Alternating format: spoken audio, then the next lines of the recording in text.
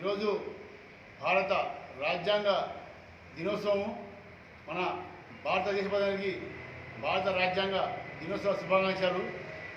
ఈరోజు మనము రాజ్యాంగంలో ఉన్నామంటే ఆనాడు అంబేద్కర్ రాసిన రాజ్యాంగం యొక్క ఫలాలు ప్రతి ఒక్క వ్యక్తి ప్రతి ఒక్క దేశ పౌరుడు వారి యొక్క రాజ్యాంగ హక్కుల్ని, సామాజిక హక్కుల్ని, కుల హక్కుల్ని, మత స్వేచ్ఛని, అన్ని మతాన్ని గౌరవించాలి అనే విధంగా రాజ్యాంగాన్ని రూపొందించారు. ఆ రాజ్యాంగం కల్పించిన హక్కుల వల్ల మనము ఈనాడు ఒక చిన్న వ్యక్తి కూడా పార్లమెంటుకు, అసెంబ్లీకి పోటీ చేయగలుగుతున్నాడు.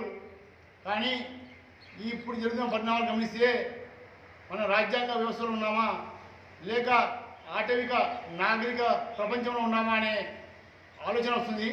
ఎందుకు చెప్తున్నామంటే నిన్న ఉత్తరప్రదేశ్లో సంబల్లో జరిపిన కాల్పుల్లో అమాయకుల్ని కాల్చి పారేశారు.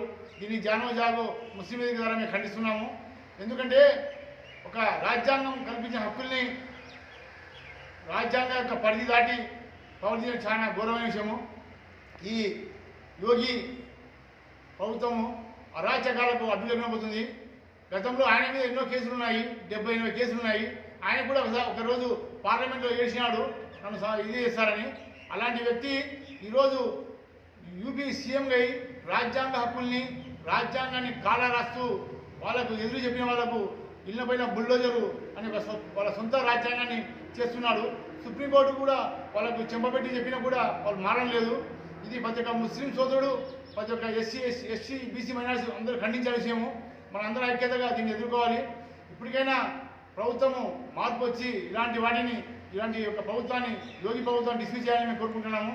ఇలాంటి చర్యల వల్ల రాజ్యాంగ హక్కులు కాలరాయబడతాయి, భారతదేశం యొక్క అభివృద్ధి కూడా ఆగిపోతుంది. దీని ద్వారా రాబోయే రోజుల్లో ఒక రాజ్యాంగం లేకుండా చేయాలని ఇలా సంకల్పం ఉంది. కానీ అది నెరవేరదు. ప్రజలు కూడా గమనిస్తున్నారు. రాబోయే రోజు దీనిలో గుణపాఠం చెప్తానని కోరుకుంటున్నాము. జై హింద్, జై భారత్.